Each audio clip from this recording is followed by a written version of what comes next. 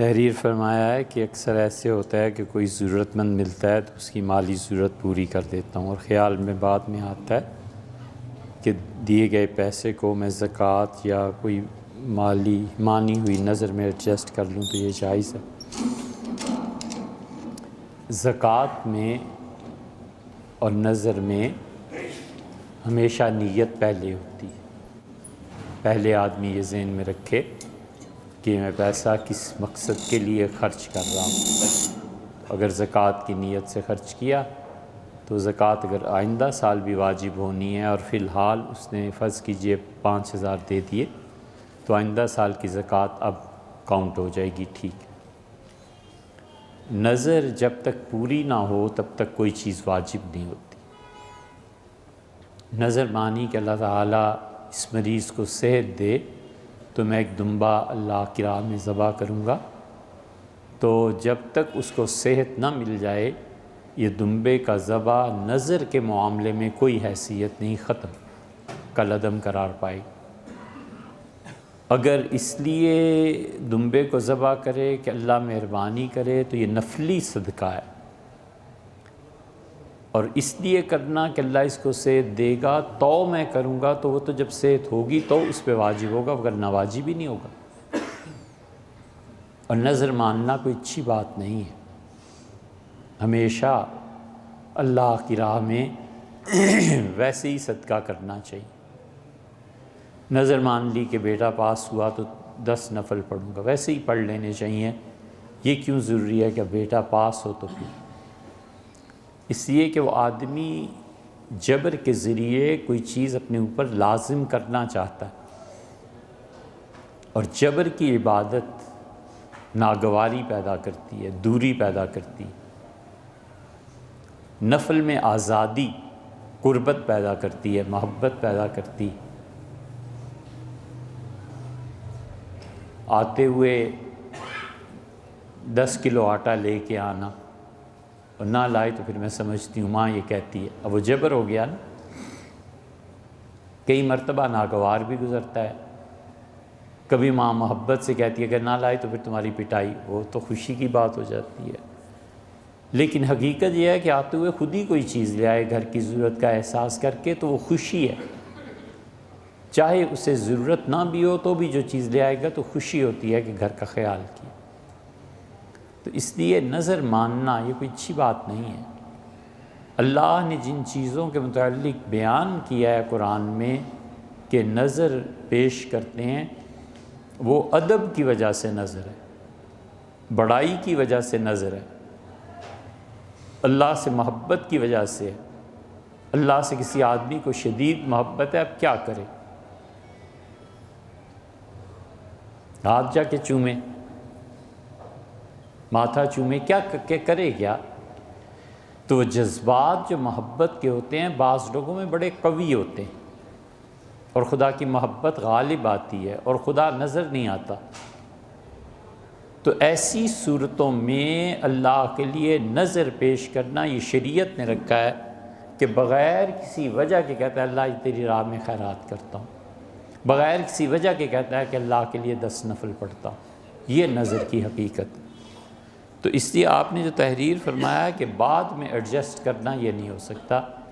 ہاں یہ ہو سکتا ہے کہ فرض کیجئے 5000 روپے کسی کو دیے تھے اور اس نے لے لیے قرض کے طور پہ، اب اس سے قرض معاف کرنے کی بجائے وصول کیا جائے، چاہے جبراً وصول کیا جائے، اور جبر کے ذریعے وصول کرتے ہی دوبارہ دے دی جائیں 5000 تو یہ ٹھیک ہو جاتا ہے۔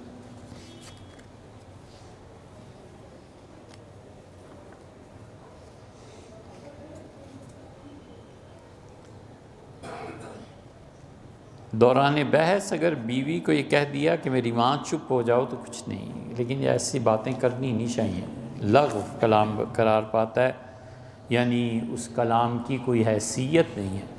اللہ تعالیٰ نے قرآن کریم میں بھی فرمایا ہے کہ اِلَّا اللَّائِي وَلَدْتُمْ، اور ان کی مائیں تو وہی ہیں جنہوں انہیں جنم دیا ہے۔ خدا نے روکا ہے کہ بیوی کو ماں سے تشبیہ دی جائے، اور اللہ تعالیٰ نے روکا ہے کہ اپنے باپ کے علاوہ نسبت کسی اور کی طرف دی جائے، جیسے لے پالک بچے پال دیتے ہیں نا، متبنہ بچے، اڈاپٹڈ سن ڈاٹر، اس میں اس کے اصل والد کا نام تبدیل کر دینا یہ جائز نہیں ہے۔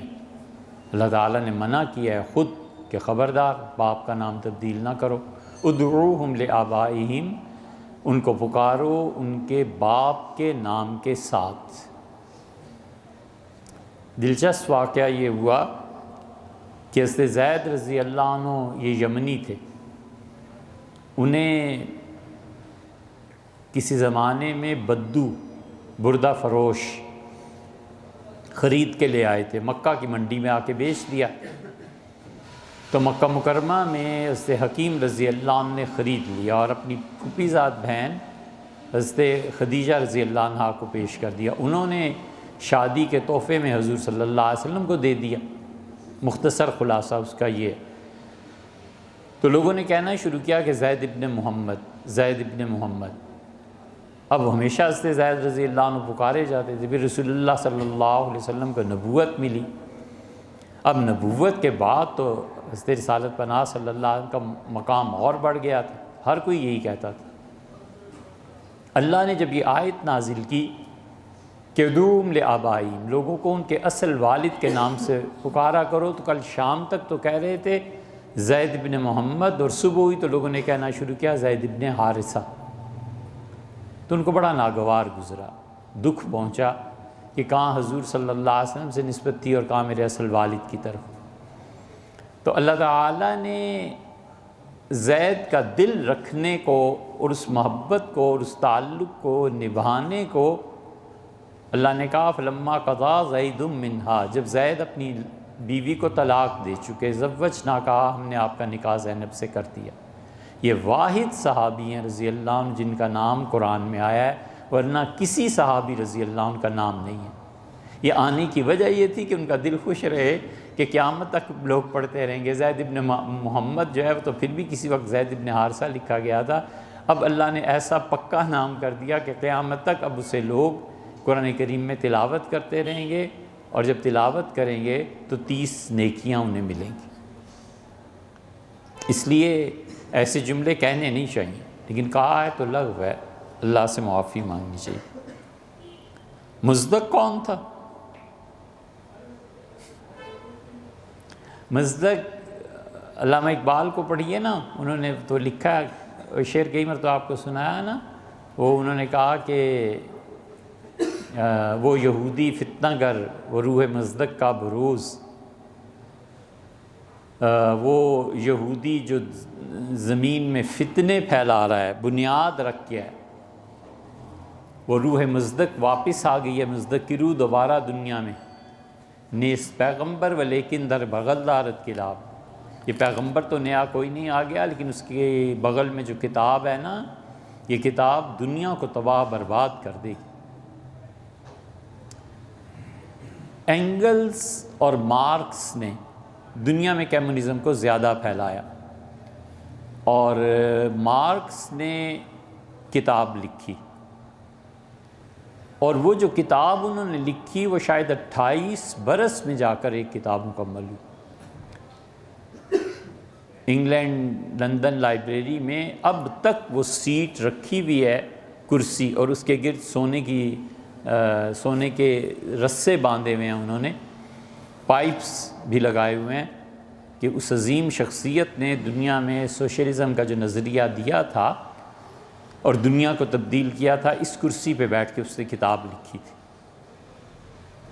ہم بارہا دیکھنے گئے اس کمرے کو جس میں اس نے بیٹھ کے لکھی تھی، اور وہ پھاٹک پہ پہروں کھڑے رہے جہاں وہ غریب آدمی بھوک کی وجہ سے 2 مرتبہ گر گیا تھا، تو دوستوں نے اٹھایا، دودھ پلایا، اس کی جان میں جان آئی، اور اس کے پاس کتاب چھاپنے کو پیسے نہیں تھے۔ زبردست زد تھی سرمایہ داری پہ، اور زبردست زد تھی بینکنگ کے اس موجودہ نظام پہ بھی، اسی لیے رشیا میں وہ انقلاب آیا تھا۔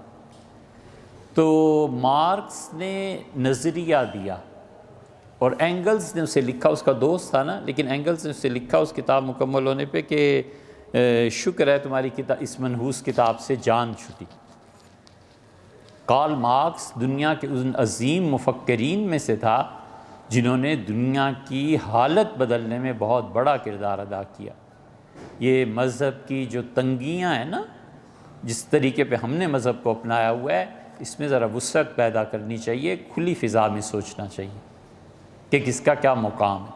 آپ غلط مقام اس کو دیں، لیکن پتہ تو ہونا چاہیے نا کہ غلط ہے۔ غلط کا بھی پتہ نہ چلے تو پھر صحیح کیسے ہوگا؟ اور پھر علمی ترقی تعصبات کی وجہ سے رک جاتی ہے۔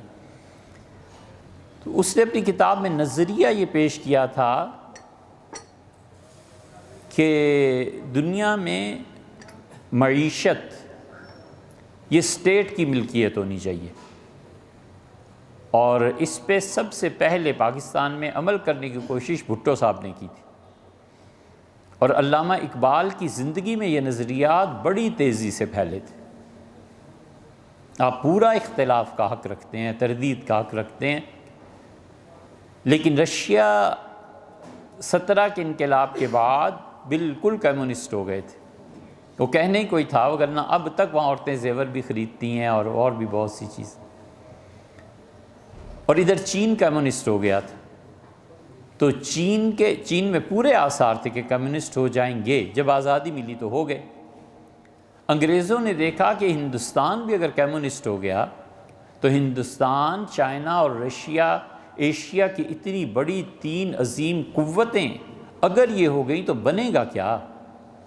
دنیا میں سرمایہ داری کا نظام ڈوب جائے گا۔ تو انہوں نے رشیا کے اور چائنا کے اثرات روکنے کے لیے پاکستان درمیان میں کر دیا تاکہ ہندوستان بچے، ہندوستان کہیں کمیونسٹ نہ ہو جائے۔ ہندوستان میں کمیونزم کے پورے چانسز تھے، اس لیے کہ نہرو کمیونسٹ ہو گیا تھا۔ اسی لیے تو نہرو نے پورے ہندوستان کی پرواہ کیے بغیر پہلی صف میں کھڑے ہو کے مولانا ابوالکلام آزاد کا جنازہ پڑھا۔ جنازہ تو اس سے کیا پڑھنا تھا، لیکن وہ پہلی صف میں کھڑا ہو گیا۔ اور کامریڈ ہو جانے کی وجہ سے اس کے والد موتی لال نہرو نے مولانا محمد علی جوہر کو خط لکھا کہ میرا بیٹا تو بھگوان سے بھی گیا، خدا تو کیا مانتا، وہ تو بالکل عبادتوں کا قائل نہیں رہا، حلال حرام کا قائل نہیں رہا، میرے بیٹے کو کیجیے۔ تو مولانا محمد علی جوہر نے آ کر اسے سمجھایا تھا۔ نہرو اس وقت بالکل جوان لیڈر تھا، مسلمانوں کے بڑے احسانات تھے کانگریس پہ، تو کمیونزم یہاں بھی آ جاتا، ایشیا کمیونزم میں بہہ جاتا سارا۔ اور بنیادی اصول یہ تھا کہ کمائی کے ذرائع کو گورنمنٹ لے لے، کمائی کا ذریعہ سونا گورنمنٹ لے لے، زمینیں گورنمنٹ لے لے، اور گورنمنٹ لوگوں کو ان کی ضروریات زندگی کے موافق چیزیں فراہم کرے، اور باقی سب کچھ گورنمنٹ کے پاس ہونا چاہیے۔ یہ کوشش جاری ہوئی تھی اس میں بھی، اور مارکس نے بنیادی طور پہ یہ نظریہ دیا تھا۔ اس نظریے کو دنیا میں متعارف کرانے والا یہ مزدک تھا، کہ اس کے دماغ میں یہ شر آیا تھا، اور اس نے ذرا سی اس میں توسیع کر دی تھی۔ توسیع کیا؟ اس نے کہا عورتیں بھی اصل میں سرکار کی ملکیت ہیں، یہ رشتوں کا تقدس، ماں بہن، یہ سب ختم کرو، جو جس عورت کو چاہے لے جائے، گورنمنٹ جس عورت کو جس مرد کو الاٹ کر دے، یہ سب صحیح۔ لیکن چونکہ معاشرہ کچھ ترقی پا چکا تھا، مزدک پرانے زمانے کا ایران کا بادشاہ تھا، تو اس لیے عورتوں کی نیشنلائزیشن یہ بڑی مشکل ہو گئی تھی، دشوار ہو گئی تھی۔ باقی اگر پکے کمیونسٹ ہوتے تو یہ کر دیتے۔ ہم نے ایک جگہ جو بھٹو کو کہا نا کہ یہ بے وقوف آدمی تھا، اس کی وجہ یہی ہے کہ یہ پہلا شخص ہے پاکستان میں جس نے پردے کو ختم کیا سرکاری طور پہ۔ ایک طرف مرد بٹھائے، ایک طرف عورتیں بٹھائیں، درمیان میں پردہ تھا، پریس کانفرنس کی اور کہا اتارو اس پردے کو، چھوڑو ان کو، آزاد کرو، باہر آنے دو۔ اور اتنی احمقانہ یہ حرکت تھی کہ پتہ نہیں چلا کہ یہ معاشرہ برباد ہو جائے گا، تم کن کو کہہ رہے ہو، یہ کو ایجوکیشن برباد کر دے گی، طلاقیں ہو جائیں گی، لڑکیاں اپنی پسند سے شادیاں کریں گی، اور پھر وہ حال جو اب ہو رہا ہے نا، یہ انہوں نے 1974-75 میں فرمایا تھا، 25 اور 45 سال کے بعد اب دیکھ لو کیا ہو رہا ہے۔ اس لیے ہم نے بے وقوف کہا تھا، ایسے ہی نہیں کہا۔ نکالو پچھلی تاریخ، بلوچستان میں بھٹو صاحب گئے تھے، پردہ ہٹوا دیا تھا، درمیان سے نکالو نا یار، پڑھو نا، دیکھو نا اسے کیا ہوا تھا۔ یہ ایسے ہی نہیں، اب گھر گھر میں فتنہ اور فساد مچا ہوا ہے، اور پورا معاشرہ تباہ ہو کے رہ گیا ہے، بچوں کی صلاحیتیں برباد ہو گئی ہیں۔ بچہ کس کی سنے؟ آزاد خیال ماں کی، قدامت پرست شوہر اور باپ کی، کس کی سنے، کہاں جائے؟ اور انہیں ذرا احساس نہیں ہوا کہ زبان برباد ہو جائے گی۔ بچہ ہمیشہ زبان اپنی ماں سے لیتا ہے، اور جو شخص جس زبان میں سوچتا ہے اگر وہ اس کو زبان نہیں آتی تو دین میں بھی نہیں رہتا۔ دنیا تو بہت دور کی بات ہے، جو شخص جس زبان میں سوچتا ہے نا، اگر وہ اس زبان کو نہیں جانتا تو دین ہی برباد کر بیٹھے گا۔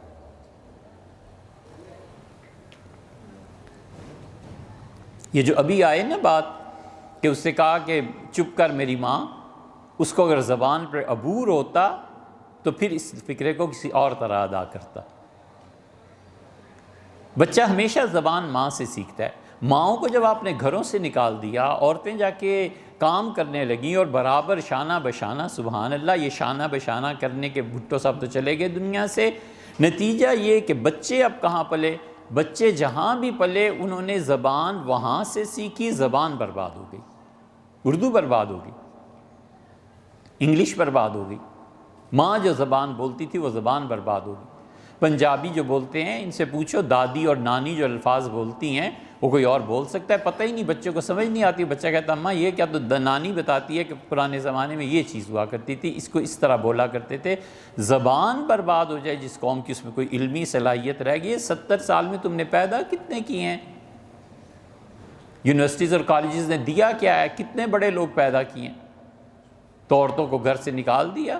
نتیجہ اس کا یہ نکلا۔ تو اس لیے کمیونزم کو بھٹو صاحب نے لانے کی کوشش کی تھی، تو اس سلسلے میں عورتوں کو آزادی، اس آزادی کا نتیجہ پچھلے دنوں کراچی میں بھی ایک جلوس نکلا ہے، تو بہت لوگوں نے کہا کہ اس پہ بیان کریں۔ ہم نے کہا چڑھتا ہوا سورج ہے بابا، اس کو کیا بیان کریں؟ یہ ہیں نتیجے۔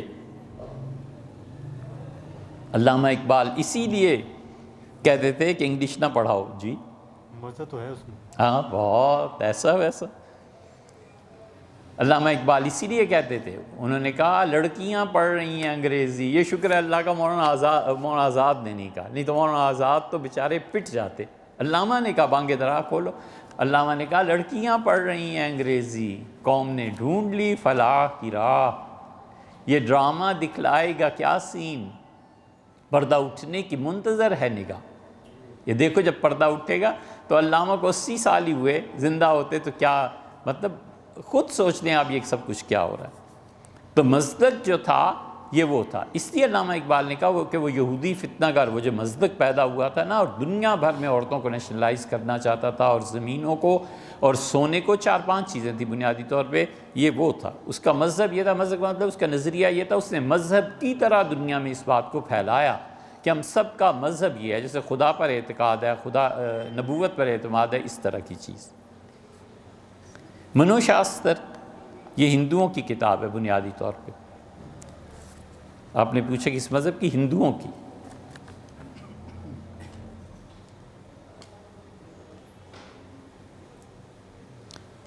علامہ اقبال کی زندگی کے ان روحانی پہلوؤں سے متعلق بیان فرماتے ہیں جو عموماً لوگوں کی زندگی سے پوشیدہ ہیں۔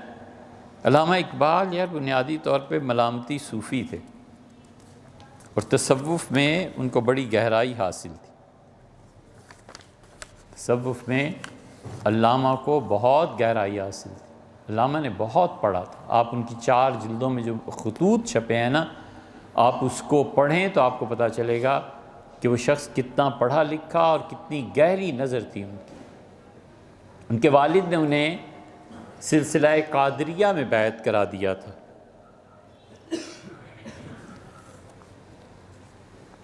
اور علامہ پر سلسلہ قادریہ میں وحدت وجود کی خاص طور پہ جو اس کی رائیں ہیں نا، وہ گراں گزری ہیں کچھ۔ اس کے بعد انہوں نے نقشبندیہ سلسلے کی طرف توجہ کی، وحدت الشہود کی طرف۔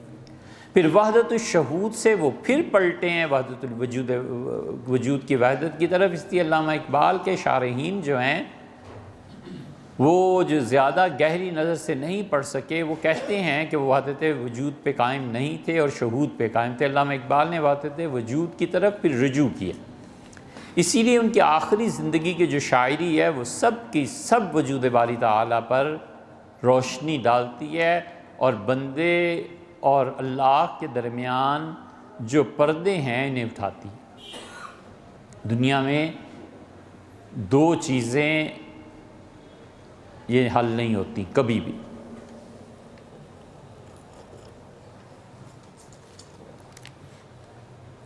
ایک یہ کہ اللہ کون ہے، اور ایک یہ کہ میں کیا ہوں، نہیں آتی، کبھی بھی حل نہیں ہوئی۔ اللہ کیا ہے، میں کیا ہوں، اللہ کون ہے، میں کون ہوں۔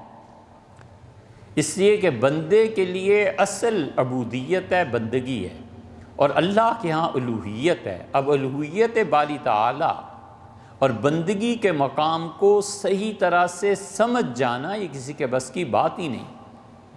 ایک وہ صوفی ابن عربی رحمۃ اللہ علیہ پر یہ بات کھلی تھی عبدیت کی، بندگی کی، کہ بندہ کیا ہوتا ہے، اور انہیں بتایا گیا تھا، اور ایک مقام ان کو کئی ایک طے کرائے گئے تھے۔ وہ جب بندگی کے مقام پر پہنچے ہیں تو ابن عربی رحمۃ اللہ نے ہاتھ جوڑ دیے اور آہوزاری کی اور کہا خدایا مجھے نکال، اس سے میں اب مرنے لگا ہوں، میں اس مقام کو برداشت نہیں کر پاتا، یہ بندگی کا مقام اتنا بڑا۔ اور یہ وہ آدمی کہتا ہے جس نے جا کر نبوت کا دروازہ کھٹکھٹایا کہ اسے میرے لیے کھولا جائے، تو انہیں کہا گیا کہ حضور صلی اللہ علیہ وسلم آخری نبی تھے، اور بس اس کے بعد قیامت تک کے لیے دروازہ بند ہے، عبدیت کا مقام نہیں سہ سکے۔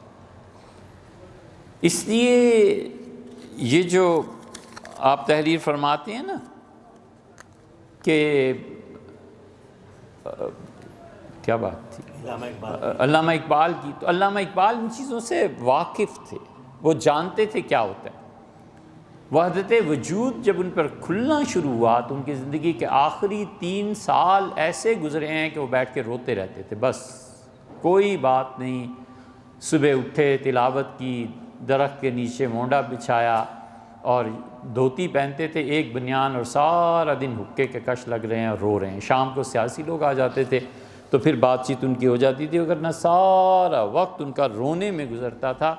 وہ جو وجود کی وحدت کے اسرار اور رموز ان پر کھلتے تھے، وہ کسی آدمی کے بس کی بات تھوڑی ہے کہ آدمی اسے سہ جائے اور برداشت کر لے۔ وہ ایسی چیزیں ہیں جو انسان کو ہڈیاں پگھل جاتی۔ ہر آدمی کیا، بڑے بڑوں کے بس کی بات نہیں۔ علامہ اقبال میں اور بہت سے پہلو ہیں، لیکن اس وقت کیا کہیں۔ امام اعظم ابو حنیفہ رحمۃ اللہ نے دودھ پینے کی عمر 2.5 برس کی اجازت دی ہے، اور قرآن نے 2 برس مقرر کیے ہیں۔ قرآن نے 2 برس کس کے لیے مقرر کیے ہیں اور 2.5 برس کس کے لیے مقرر کیے ہیں، ان 2 آیات پہ بڑا آسان ہے، غور کر لینا چاہیے۔ اللہ نے فرمایا کہ حملہ و فصالہ، عورت کا مدت حمل اور اس کا بچے کو دودھ پلانا 30 شہرہ، 30 مہینے 2.5 سال ہو گئے۔ امام صاحب رحمۃ اللہ علیہ فرماتے ہیں کہ عورت کی مدت حمل بھی زیادہ سے زیادہ 2.5 سال ہے، اور اس کا بچے کو دودھ پلانا بھی 2.5 سال ہے، کیونکہ قرآن نے پہلے 2 چیزوں کا ذکر کیا ہے کہ حملہ و فصالہ، اس کا بچے کو برداشت کرنا اور دودھ کی چھٹائی۔ 30 شہرہ، یہ 30 شہرہ جو ہے 30 مہینے، یہ پلٹ کے دونوں کی طرف آتے ہیں۔ پھر امام صاحب رحمۃ اللہ تک جب یہ روایت پہنچی کہ مدت حمل ام المومنین سے عائشہ رضی اللہ عنہا نے 2 سال فرمایا تھا کہ میکسیمم اتنی ہو سکتی ہے، تو یہ سب اجتہاد ہیں۔ تو انہوں نے کہا اچھا 2.5 سال قرآن کہتا ہے، ام المومنین رضی اللہ عنہ کہتی ہیں، تو ہم اس میں 6 مہینے اجتہادی طور پہ کم کر کے کہتے ہیں کہ ام المومنین کا فتویٰ ہے اور 2 سال ہو جائے گی۔ ہمارے زمانے میں فتویٰ اس پہ آ گیا کہ اب سائنٹیفکلی بچہ کتنی مدت تک ماں کے ساتھ رہ سکتا ہے، اب وہ سائنس ہے، ساری دریافتیں ان کو مان لینا چاہیے۔ اللہ تعالیٰ نے جو فرمایا کہ 2 سال تک، اس کی تعویل اور توجیہ کرتے ہیں، لیکن یہ ڈاکٹر جانتے ہوں گے، مجھے اس کے بارے میں خبر نہیں۔ فصالو، بچے کا دودھ چھڑانا، امام صاحب رحمۃ اللہ فرمایا یہاں کوئی قید نہیں ہے، لہٰذا یہ 2.5 سال برقرار رہیں گے۔ دوسری جگہ قرآن کریم میں آیا کہ اللہ تعالیٰ نے فرمایا کہ حولین کاملین، عورتیں اپنے بچوں کو دودھ پلائیں کامل 2 سال۔ اب 30 مہینے دودھ چھٹائی کے، انہوں نے اس حکم کو کینسل کیا ہے یا 2 مہینے کی آیت نے پہلے حکم کو کینسل کیا ہے، اختلاف اس پہ۔ امام صاحب رحمۃ اللہ فرماتے ہیں کہ 2 سال کی اس مدت کو کینسل کیا ہے 30 منتھس نے، اور امام ابو یوسف اور محمد رحمہ اللہ کہتے ہیں کہ اصل میں تو مدت تھی 2 سال، اور 30 مہینے کو 2 سال نے کینسل کیا. یہ ہے اختلاف ان کا اجتہادی طور پہ. اس لیے ہمارے حضرات جو مفتی ہیں وہ کہتے ہیں کہ 2 سال تو اصل ہے، بچے کو 2 سال دودھ پلانا چاہیے. اور اگر ڈاکٹرز یہ اجازت دیں تو پھر 6 مہینے کی اور اجازت ہے، اس میں دودھ پلانے کو گناہ نہ سمجھا جائے. اور اگر 6 مہینے بعد بھی ڈاکٹرز کہتے ہیں کہ نہیں بچہ بچے گا تو پھر مجبوری ہے، ادروائز 6 مہینے سے 1 دن بھی زیادہ پلانا گناہ میں شامل ہو جائے. امام مالک رحمۃ اللہ علیہ اس کے قائل نہیں تھے. اب قرآن نے کہا ہے کہ 30 مہینے بچے کو سنبھالے گی اس کی ماں.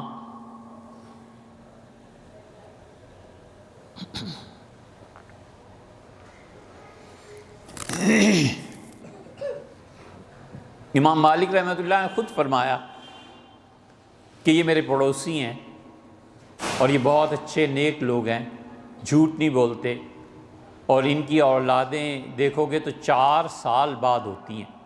تو امام مالک رحمۃ اللہ نے فرمایا کہ میرے نزدیک حمل کی مدت 4 سال. سیدنا عمر رضی اللہ عنہ کو فیصلہ کرنا پڑ گیا تھا، انہوں نے 2 سال قرار دی. سیدنا عمر رضی اللہ عنہ فرمایا زیادہ سے زیادہ میکس اس کا 2 سال کا ہو سکتا ہے.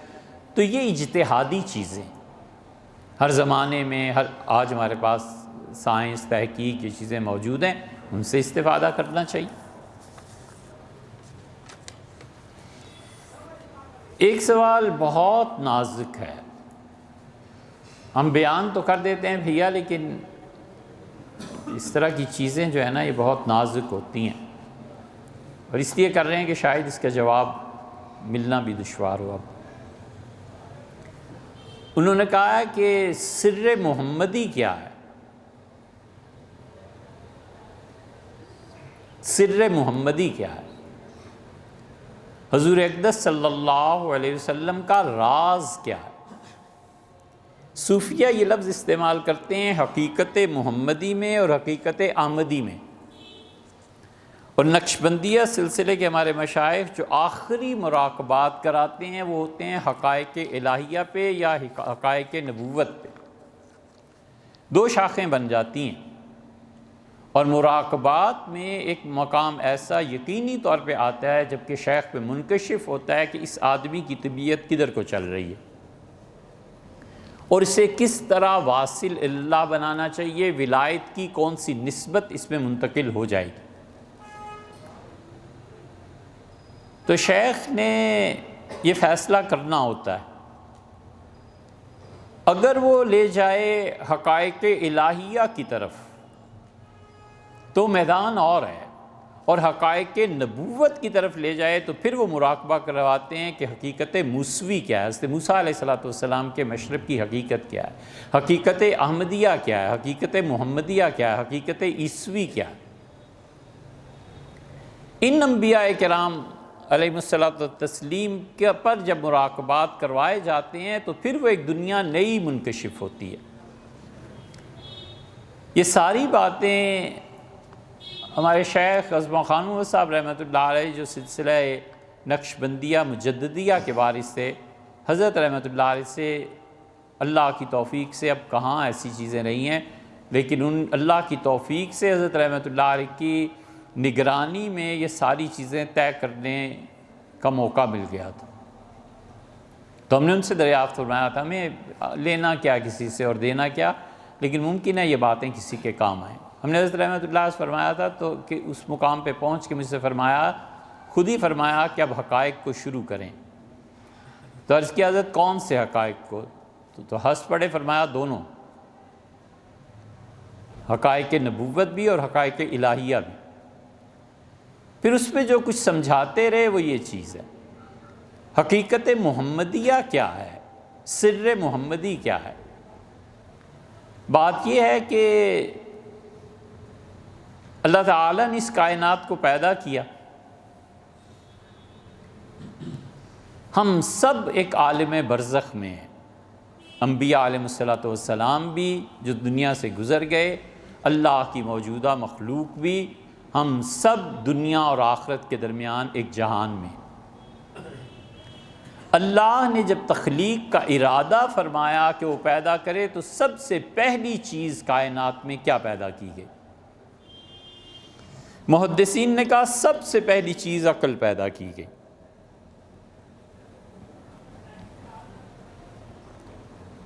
کچھ نے کہا سب سے پہلی چیز قلم پیدا کیا گیا۔ اللہ کہتا ہے نون والقلم، 29ویں پارے کی تفسیر میں آپ دیکھیں، وہاں یہ روایات مل جائیں گی۔ صوفیہ نے کہا سب سے پہلی چیز اس کائنات میں حضور اقدس صلی اللہ علیہ وسلم کا نور پیدا کیا گیا۔ نور بمانا روح کے، اسی لیے فرمایا اول ما خلق اللہ نوری، اول ما خلق اللہ نوری، سب سے پہلی چیز جو اللہ نے اس کائنات میں پیدا کی میرا نور تھا۔ حضور اقدس صلی اللہ علیہ وسلم کا نور اللہ کے نور سے اس کی کیا نسبت ہے؟ اور تو اور نور ماننے والے مسلک بریلوی حضرات میں امام احمد رضا خان صاحب نے اپنے فتاویٰ میں اس حدیث پر جب آئے ہیں نا تو ان کا قلم رک گیا اور انہوں نے کہا یہ حدیث متشابہات میں سے۔ پہلی چیز جو پیدا ہوئی صوفیہ کے نزدیک حضور اقدس صلی اللہ علیہ وسلم کی روح تھی۔ اللہ نے پہلی چیز اگر رسول اللہ صلی اللہ علیہ وسلم کی روح مبارکہ پیدا کی ہے تو وہ روح جو ہے حق اور خلق کے درمیان ایک واسطہ ہے۔ اس روح مبارکہ کا ایک سرا جا کر ملتا ہے حقائق الہیہ کی طرف اور دوسرا سرا اس کا خلق خدا کی طرف ملتا ہے۔ اس لیے حقیقت محمدیہ جو ہے نا، سر محمدی جسے آپ کہہ رہے ہیں، وہ اپنے علو شان میں ایک طرف اللہ کے حقائق کے ساتھ منسلک ہے اور دوسری طرف وہ خلق خدا کی ہدایت کے لیے ان کے ساتھ منسلک ہے۔ اس روح مبارکہ میں اللہ کی حق کی نسبت، یہ بڑی گہری بات ہے، حضرت رحمۃ اللہ علیہ نے سمجھائی تھی۔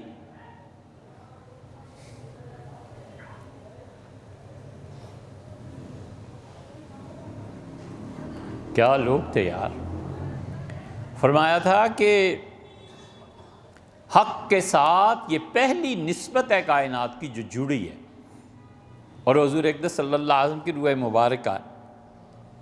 اب اس برزخ میں ایک طرف وہ، ایک طرف حق تعالی شانو اور مرتبہ خلق میں ذات محمدی جامع۔ اس حقیقت محمدیہ کا کبھی عروج ہے، کبھی نزول ہے۔ عروج میں جب یہ حقیقت محمدیہ ہوتی ہے تو یہ حقائق الہیہ میں جا ملتی ہے اور نزول میں جب آتی ہے تو اس کا تعلق خلق خدا سے ہو جاتا ہے۔ یہی وہ راز ہے کہ جو لوگ جاتے ہیں زائرین اور جا کر سلام پیش کرتے ہیں تو حضور اقدس صلی اللہ علیہ وسلم اس رفاقت اعلیٰ میں جو کچھ مشاہدہ فرما رہے ہوتے ہیں، روح مبارکہ کبھی خلق کی طرف متوجہ ہوتی ہے تو سلام کا جواب دیتی ہے۔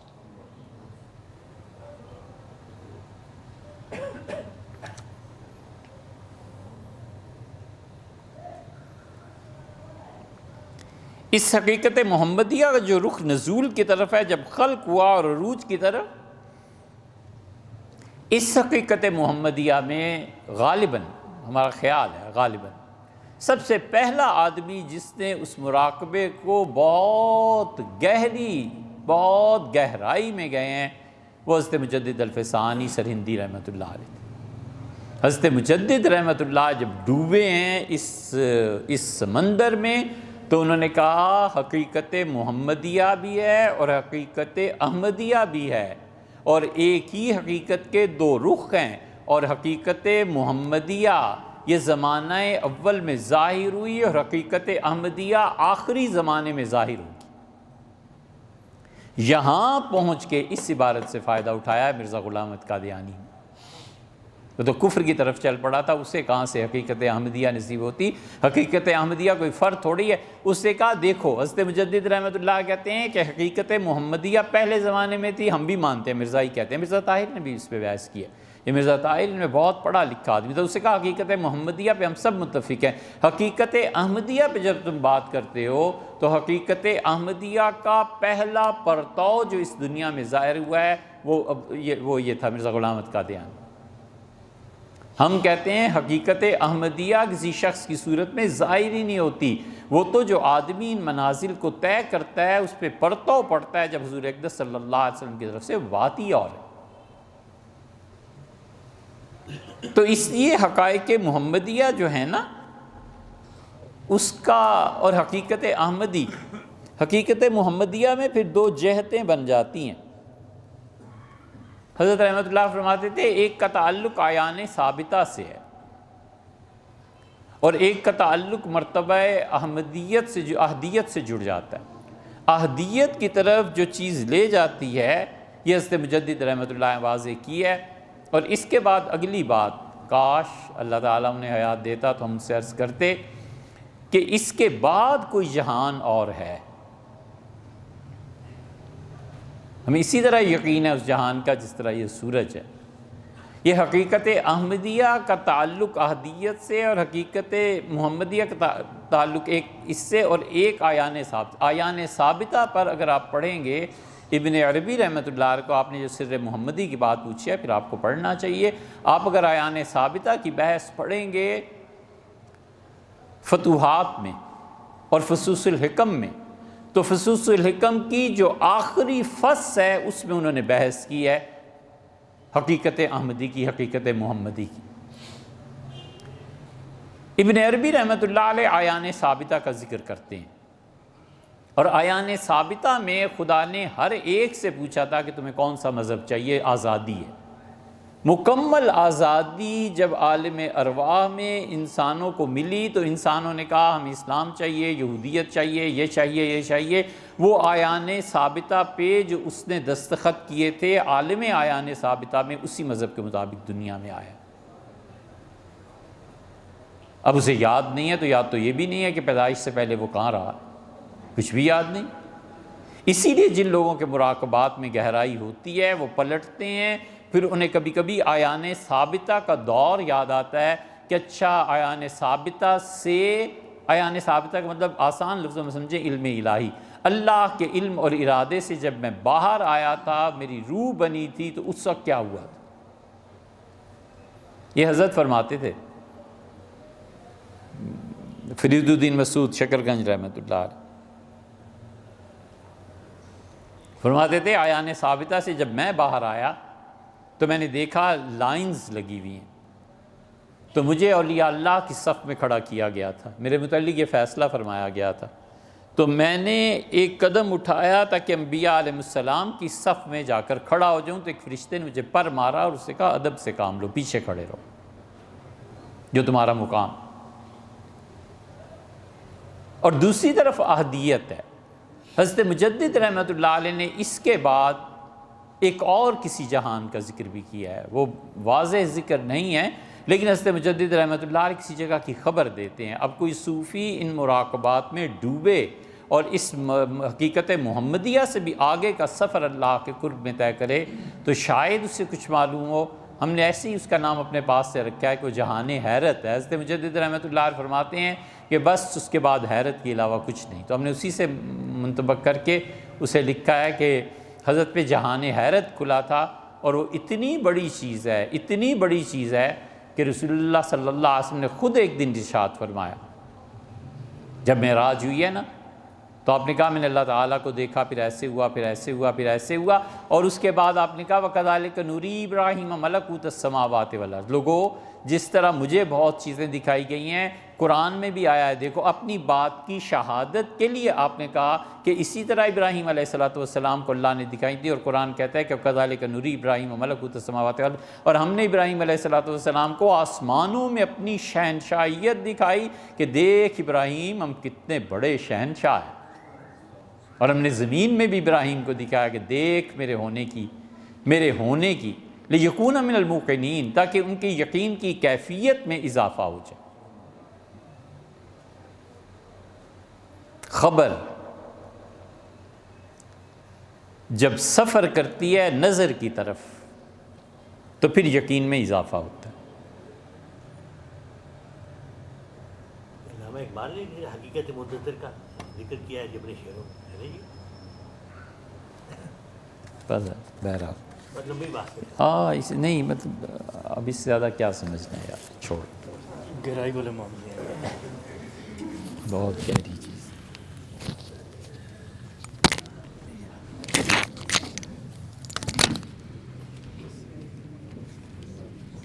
اللہ